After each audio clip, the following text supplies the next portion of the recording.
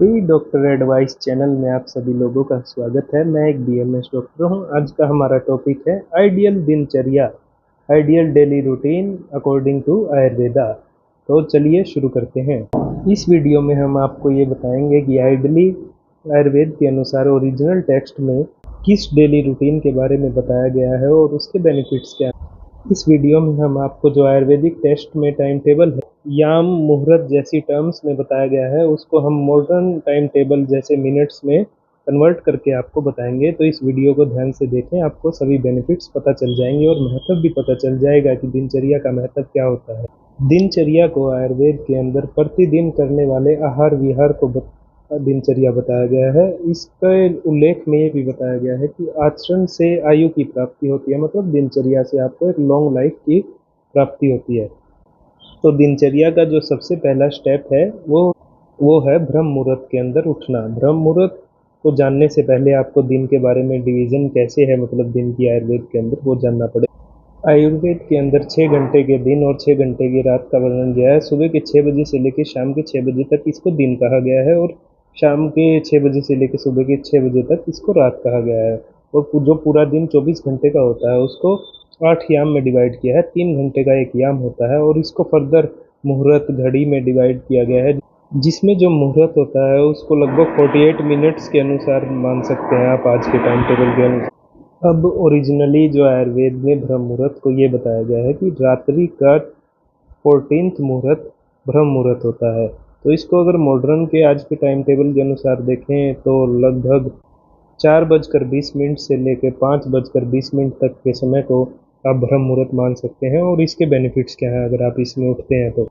Original text में तो इसे ज्ञान का मुहूर्त कहा गया है कि इस मुहूर्त में आपको ज्ञान की प्राप्ति होती है और लंबी आयु की प्राप्ति होती है, निरोग जीवन मिलता है। बट अगर हम इसको मॉडर्न को रिलेट करें तो हम ये समझ सकते हैं कि जो सुबह का मौसम होता है वहाँ पर नेसेंट ऑक्सीजन की मात्रा बहुत ज़्यादा होती है, जिससे आपका ऑक्सीजन सैचुरेशन बढ़ता है और इस समय आपका सेरोटोनिन हार्मोन भी बढ़ता है शरीर के अंदर और पोल्यूशन भी बहुत कम होता है। तो इससे आपको लॉन्ग लाइफ और अच्छा वातावरण तो मिलता ही है। तो ये था हमारा ब्रह्म मुहूर्त। अब ब्रह्म मुहूर्त में उठने के बाद आपको आगे क्या करना है, आयुर्वेद के अनुसार आपको एक टर्म यूज की गई है वहाँ पर, उषा पान करना है। उषा पान का मतलब है सूर्य और पान, मतलब पानी पीना है आपको, अगर सिंपल भाषा में कहें तो। इसके बेनिफिट्स ये बताए गए हैं। अगर आप सूर्य उदय होने के बाद ब्रह्म मुहूर्त में उठकर अगर 8 परस्ती जल पीते हैं तो आपको वृद्धता और रोग मुक्त 100 वर्ष का जीवन प्राप्त होता है। तो अब हम इसको समझते हैं कि ये क्या बताया गया है। ये बताया गया है कि आपको लगभग 640 ml पानी का सेवन करना है। उससे क्या होगा, आपका जो गट और बाउल हेल्थ वो अच्छी बनी रहेगी और आपको कभी अर्श, बवासीर, ग्रहणी जैसी जो पेट की समस्याएं हैं वो आपको नहीं होंगी। ये आयुर्वेद में बताया गया है। अब इसके बाद मलमूत्र त्याग कहा गया है कि आप अपना मलमूत्र त्याग करें। उसके बाद मलमूत्र त्याग के बाद आयुर्वेद टेक्स्ट में आता है दिनचर्या में आचमन। इसको आप फेस वॉश से कोरिलेट कर सकते हैं। इसके बेनिफिट्स ये हैं कि आपका माउथ एक फ्रेश हो जाएगा, आपको फ्रेशनेस महसूस होगी। अब इसके बाद आता है दंत धावन। दंत धावन का मतलब है ब्रश करना। बट आयुर्वेद के अंदर तो दातुन का टाइम था तो दातुन बताई गई है कि किस किस आपको पेड़ की दातुन करनी चाहिए। उसमें बताया गया है नीम, अर्जुन, बबूल जैसे पेड़ों के बारे में बताया गया है और उनके बेनिफिट्स बताए गए हैं। बट आप इसको ब्रश करने से कोरिलेट कर सकते हैं। तो आज के समय में तो दातुन ही काम मिलती है आप लोगों को, तो ब्रश के तो बेनिफिट्स आप सभी को पता ही है। अब दंत धावन के बाद आयुर्वेद में एक जीवा निलेखन के बारे में बताया गया है। इसका मतलब होता है जीभ को साफ करना। पुराने समय में एक जीभी होती थी जिससे हम एक जीभ साफ करते थे, जिसको आप टंग क्लीनर समझ सकते हैं। तो इसके बेनिफिट्स बताए गए हैं, इसको आप थोड़ा जान लीजिए, क्योंकि बहुत सारे लोगों को आजकल टाइम नहीं है अपनी जीभ साफ करने का और पता भी नहीं होता है कि जीभ साफ करने के बेनिफिट्स क्या होते हैं। तो आयुर्वेद में ये बताया गया है कि अगर आप जीभ को साफ करते हैं तो आपका जो टेस्ट का परसेप्शन है वो बढ़ जाता है और आपका जो सलाइवेशन है वो भी बढ़ जाता है।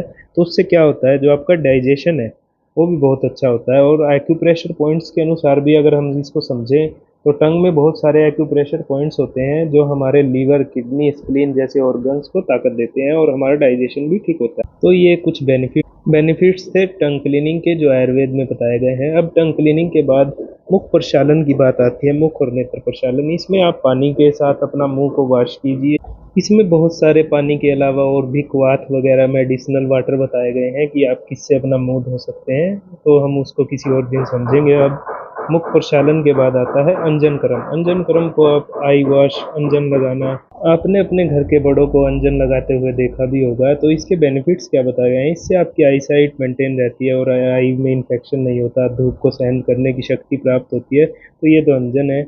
अब अंजन के बाद हमें नस्यक्रम बताया गया है। नस्यक्रम का मतलब है नाक में ऑयलिंग करना। ऑयलिंग, ये जो ऑयलिंग है ये एक मेडिकेटेड आयुर्वेदिक ऑयल के द्वारा, घी के द्वारा की जाती है। इसमें बहुत सारे नशे के होते हैं। ये प्रतिमर्श नशे है जो हर रोज किया जा सकता है। इसके लिए आचार्यों ने अनु तेल, कटु तेल का वर्णन किया गया है जो आप अपनी नाक में डाल सकते हैं। इसकी जो मात्रा बताई गई है वो लगभग 2 ड्रॉप्स दोनों नोस्ट्रिल में बताई गई। इसके बेनिफिट्स ये बताए गए हैं, अगर आप इसको रोज करते हैं तो आपको कभी सिर का रोग, नाक का रोग, कान का रोग नहीं होगा और आपको कभी हेयर लॉस नहीं होगा और जो आपका प्रीमेच्योर वाइटिंग ऑफ हेयर है वो भी नहीं होगा। ये इसके बेनिफिट्स आयुर्वेदिक टेस्ट में बताए गए हैं। अगर हम इसको मॉडर्न से कोरिलेट करें तो आपकी जो नोज़ है उसकी एक ऑयलिंग प्रॉपर हुई रहेगी जिससे आपको डस्ट पार्टिकल वगैरह नहीं जाएंगे।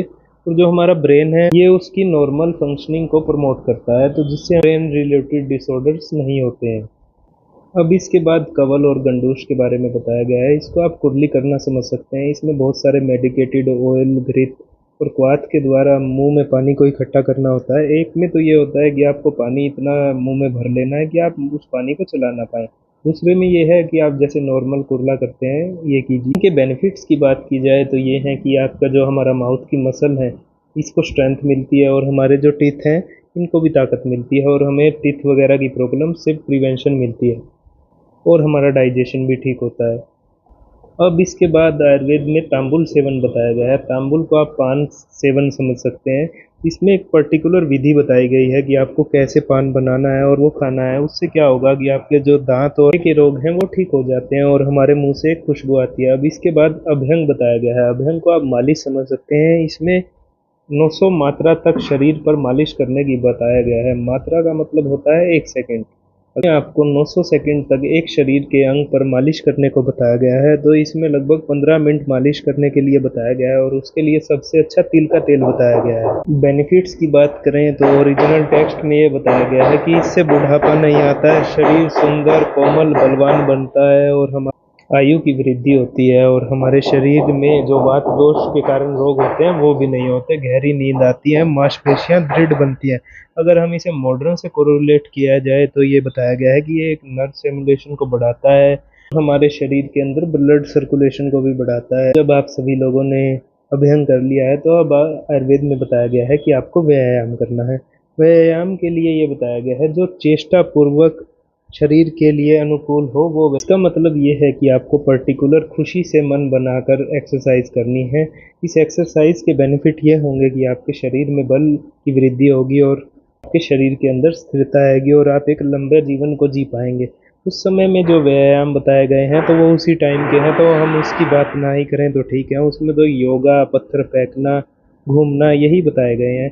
आज के समय में तो आपके पास बहुत सारे ऑप्शन हैं एक्सरसाइज करने के लिए, जैसे जिम में जाकर जिम की एक्सरसाइज करना, योगा तो बहुत सारे हैं। कोई जिम्नास्टिक करता है, कोई डांसिंग करता है।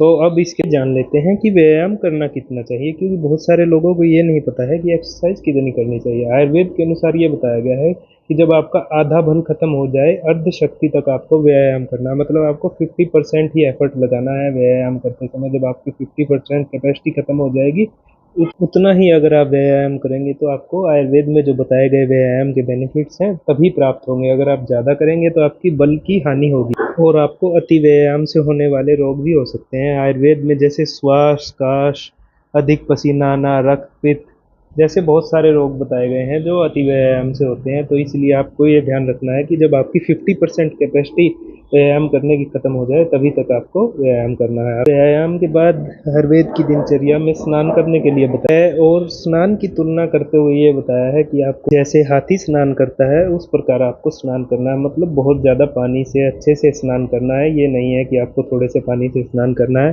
तो स्नान करने के कुछ टाइम भी बताए गए हैं कि आपको कब स्नान नहीं करना है। खाना खाने के बाद स्नान नहीं करना है और ये भी बताया गया कि जब आप सिर पर पानी डालते हैं तो वो हमेशा बहुत ज़्यादा गर्म नहीं होना चाहिए, उससे आपको सिर के रोग होते हैं। अब स्नान के बेनिफिट्स बताए गए हैं, उसमें ये बताया गया है कि स्नान करने से शरीर में शुद्धता आती है, आयु की वृद्धि होती है और हमारे शुक्र धातु की वृद्धि होती है और शरीर की थकावट भी खत्म होती है शरीर की। अब इसके बाद फाइनल स्टेप बताया गया है जो कि है वस्त्र धारण। इसका मतलब होता है कपड़े पहनना। तो ये थी आयुर्वेद के अनुसार दिनचर्या जो आयुर्वेद के ओरिजिनल टेक्स्ट में बताई गई है। इसे मैंने आपको मॉडर्न कोरिलेशन के साथ बताया है। अगर आपने इस वीडियो को देखा है तो आपको आयुर्वेद के अनुसार आइडियल जनरल दिनचर्या का पता चल गया है और उसके कुछ बेनिफिट्स भी पता चल गए हैं। तो इस वीडियो को अपने दोस्तों के साथ शेयर कीजिए और जल्दी से जल्दी हमारे चैनल को सब्सक्राइब कीजिए। Thank you.